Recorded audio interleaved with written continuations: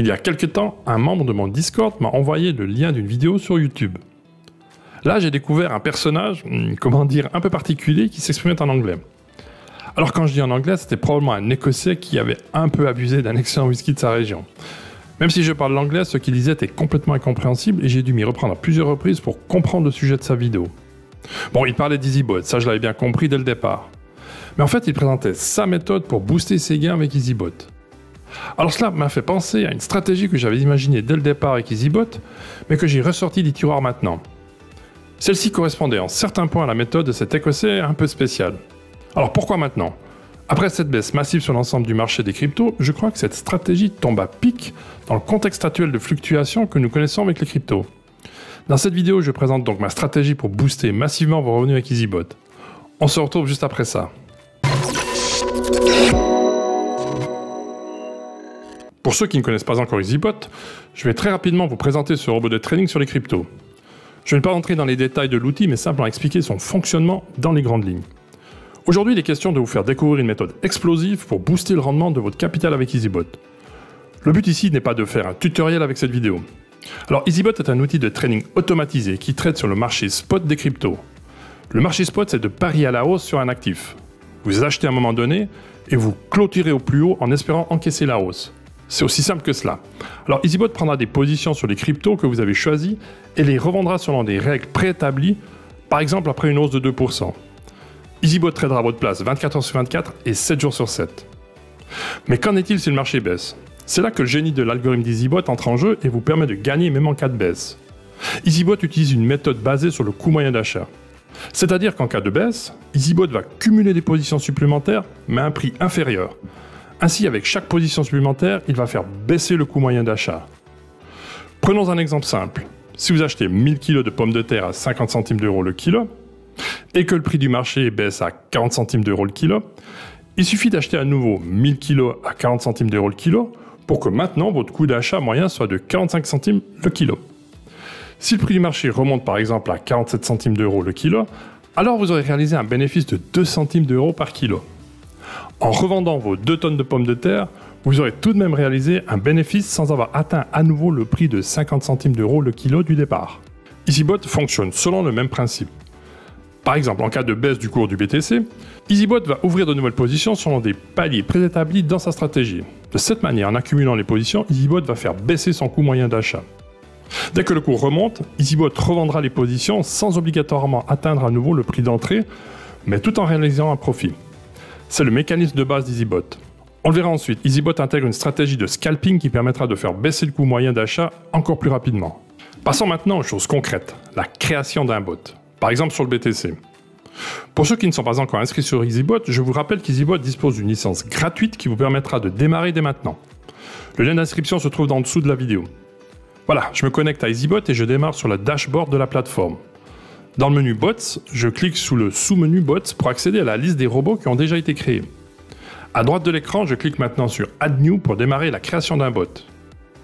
Je donne un nom à ce bot, je sélectionne l'échange sur lequel je dispose de mon capital de trading et je sélectionne la crypto sur laquelle le bot va trader. À l'ouverture d'un nouveau bot, EasyBot vous propose une stratégie préconfigurée, la stratégie One Click. Alors moi j'utilise toujours cette stratégie car elle a fait ses preuves dans le passé. Si vous voulez tout de même changer certains paramètres du bot, décochez Use Default Configuration. Ici nous avons la stratégie du coût moyen d'achat dont nous avons parlé tout à l'heure. Dans la colonne Cover %, il s'agit de la baisse du cours en pourcent avant qu'EasyBot n'ouvre une nouvelle position. Dans les 3 premiers niveaux après l'achat initial, et si la baisse atteint 2%, EasyBot prendra une nouvelle position. Après 5% de baisse supplémentaire, EasyBot ouvrira une nouvelle position, mais cette fois il doublera le nombre de lots. Après encore 8% de baisse du cours, EasyBot prendra 4 tailles de lots supplémentaires. Dès que le cours remonte, EasyBot soldera toutes les positions avec un bénéfice. Alors il se peut que le cours continue de baisser. À ce moment, selon les paliers indiqués ici, EasyBot ouvrira une nouvelle position lorsque le cours aura baissé de 1%. Il ouvrira à nouveau une nouvelle position lorsque la baisse aura atteint 1,1% de plus. Un lot supplémentaire lorsque la baisse aura atteint 1,2% de plus, et ainsi de suite selon les paliers fixés à l'écran. Dans les niveaux inférieurs aux 3 premiers, EasyBot tradera de manière différente en mode scalping. C'est-à-dire que même si le cours du BTC n'a pas atteint le coût moyen d'achat, les positions en bénéfice seront liquidées et les autres positions resteront ouvertes jusqu'à ce que le cours du BTC atteignent le coût moyen théorique. Les bénéfices accumulés par la stratégie de scalping contribueront également à faire baisser le coût théorique d'achat. Une fois que le cours du BTC sera supérieur au coût moyen d'achat, EasyBot clôturera toutes les positions. À ce moment, l'opération laissera apparaître un bénéfice et une nouvelle séquence pourra démarrer. Donc vous l'avez compris, EasyBot permet de trader à la hausse, mais également de gérer les baisses, même les baisses très importantes jusqu'à 60%. Je précise qu'EasyBot n'est pas une martingale à proprement parler. Les martingales ont une progression exponentielle des lots et le risque de perte totale du capital est souvent la règle dans les systèmes qui utilisent ce procédé. Ces systèmes traitent avec des produits dérivés aux effets de levier importants et le risque de tout perdre est très probable. Par contre, EasyBot trade sur le marché spot et n'utilise donc pas d'effet de levier. Les positions ne seront jamais liquidées même en cas de très forte baisse. Alors bien entendu, vos actifs pourraient ne plus rien valoir en cas de très forte baisse, mais vous conserverez toujours vos cryptos quoi qu'il arrive. Rien ne vous obligera à les liquider et vous pourrez toujours compter sur une nouvelle hausse. Maintenant, passons à la stratégie qui boostera les rendements d'EasyBot. Mais j'ai encore vous expliquer une notion fondamentale avec EasyBot et qui est de loin la plus importante. EasyBot n'a pas accès à vos fonds. Vos fonds ne sont pas chez EasyBot mais déposés sur un exchange. Binance par exemple. Une interface API permet à EasyBot d'envoyer des ordres d'achat et de les clôturer le moment voulu. C'est tout. EasyBot ne peut pas transférer vos fonds ailleurs par exemple. Je reviens maintenant sur la création de mon bot et j'aimerais vous expliquer une notion fondamentale entre le capital alloué et le capital disponible. Le capital alloué est celui qu'on attribue au robot qu'on vient de créer. C'est sur ce montant qu'EasyBot va calculer son premier trade et toute la progression qui suivra en cas de baisse. Par contre, le capital total disponible est le capital dont vous disposez sur votre exchange Binance par exemple. Le montant disponible indiqué ici est le capital réel en USDT déposé sur votre exchange. Mais vous dites peut-être que vous avez plus que cela au départ sur votre exchange. La différence est convertie en crypto pour lesquels le robot a ouvert des positions. Pour connaître votre solde total, il suffit d'aller sur votre exchange et de consulter la situation de votre compte. En fait, aussi étrange que cela puisse paraître, EasyBot ne tient pas compte du solde disponible sur votre exchange lorsqu'il ouvre un nouveau bot, même si le capital alloué au bot est supérieur au solde disponible. Alors vous demandez comment c'est possible d'investir plus que l'on a réellement. En fait, c'est assez simple. Lorsque vous créez un bot en allouant un capital de $600 par exemple, cette somme n'est pas réservée ou bloquée sur votre exchange. En fait, lorsque vous allouez une somme sur votre bot, il ne se passe rien sur votre compte Binance. EasyBot recommande d'allouer au moins $600 par bot pour que la séquence en cas de crash puisse être réalisée dans son intégralité, c'est-à-dire pouvoir gérer des baisses allant jusqu'à 60%. C'est également la somme que vous devriez disposer sur votre compte Binance. Mais supposons que vous disposiez de $1000 sur Binance. Alors quand je parle de dollars, je parle bien sûr d'USDT. Vous créez un premier bot avec un capital alloué de $600. Le bot commence sa séquence avec un premier achat. C'est ce qu'on nomme un initial buy. Celui-ci est fixé à 3,39% du capital alloué. Chaque nouvelle position de base correspondra à 3,39% du capital alloué. Au démarrage du bot, dans cet exemple, EasyBot va acheter pour environ $21 en ETH. Le capital disponible passe alors de $1000 à $979. La différence se trouve en ETH maintenant. Vous décidez maintenant d'ouvrir un deuxième bot toujours avec un capital alloué de $600. Vous le voyez, maintenant la somme du capital alloué dans les deux bots est de $1200 et dépasse les $1000 du capital initial sur Binance. Le deuxième bot ouvre un initial buy à $21 également, converti en BTC cette fois-ci. Le solde disponible sur Binance passe de $979 à $958. La différence se trouve maintenant convertie en ETH et BTC dans votre portefeuille Binance. Et ainsi de suite avec un troisième bot sur la paire Cardano USDT. Voilà, le capital alloué sur les bots est de $1800 malgré un capital disponible de départ de $1000 sur Binance. Vous l'avez compris, EasyBot n'utilise pas la totalité du capital alloué au départ, mais uniquement la somme dont il a besoin pour ouvrir de nouvelles positions en cas de baisse. L'avantage de cette méthode, c'est qu'EasyBot va calculer ses lots sur la base du capital alloué, c'est-à-dire $600 par bot, et générer des gains par rapport à ce montant-là. Donc les gains générés seront sur la base du capital alloué total de $1800, et non pas des $1000 correspondant au capital de votre compte Binance. Dans cet exemple, le rendement est 1,8 fois supérieur au rendement que vous auriez obtenu si vous aviez alloué le même montant du capital que vous avez sur Binance. Pour illustrer cette stratégie, j'ai réalisé un tableau Excel pour comprendre le mécanisme qu'il y a derrière. De cette manière, vous pouvez visualiser quel est le capital utilisé en cas de baisse selon les paliers fixés par EasyBot. J'ai repris l'exemple d'un capital alloué de $600. Le premier trade correspond à 3,39% du capital alloué. Un montant de $20,34 est ouvert par EasyBot. L'ordre est envoyé à Binance qui achète du BTC pour un montant de 20,34 USDT. Bien entendu, ici nous faisons une simulation à la baisse. Si le cours baisse de 2% après notre initial buy, EasyBot va ouvrir une nouvelle position. Si le cours baisse encore de 5%, alors EasyBot prendra cette fois-ci une nouvelle position en multipliant par 2 le lot de base. Dans la colonne de droite Binance Capital utilisé, vous avez le montant utilisé sur votre compte Binance. Je rappelle qu'il s'agit des USDT que vous aviez au départ. La contrepartie se trouve à ce moment en BTC. Dans ce tableau Excel, vous avez les 13 premiers niveaux de la stratégie One Click d'EasyBot. Vous le voyez, si la baisse atteint 30%, votre capital utilisé sur Binance sera d'environ 366 $. Dans cet exemple, je ne tiens pas compte des gains enregistrés par les ventes successives en scalping.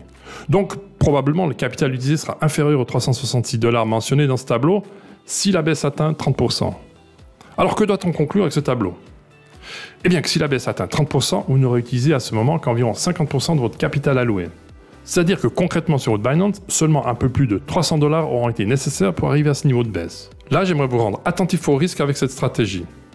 Si vous disposez de 300 $ sur votre compte Binance et que vous avez démarré un bot avec un capital alloué de 600 $, le risque est que le bot s'arrête dès le moment où le cours aura subi une baisse de 30%. Effectivement, EasyBot continuera d'envoyer des ordres à Binance, mais ceux-ci ne seront pas exécutés car il n'y aura plus de capital disponible en USDT. De ce fait, EasyBot indiquera une erreur dans sa séquence et le bot s'arrêtera. Je vous rappelle encore, EasyBot a besoin d'USDT pour ouvrir de nouvelles positions. Sur Binance, vous avez la contrepartie en crypto. Ici, en l'occurrence, des BTC. Votre compte Binance ne sera donc pas à zéro, mais tous les USDT auront été utilisés pour ouvrir des positions en BTC. Donc après une baisse de 30%, votre compte Binance aura toujours une valeur d'environ 200 $, mais cette fois-ci en BTC. Tous les USDT ayant été utilisés. Alors concrètement, comment est-ce que j'applique cette stratégie? Voici les règles que je me suis fixées pour minimiser le risque. Premièrement, je laisse la case Auto Compounding activée. De cette manière, les gains réalisés par le bot seront réinvestis lors de la prochaine séquence. Avec cette fonction automatique, on bénéficie d'un intérêt composé, c'est-à-dire que les gains produiront à leur tour de nouveaux gains.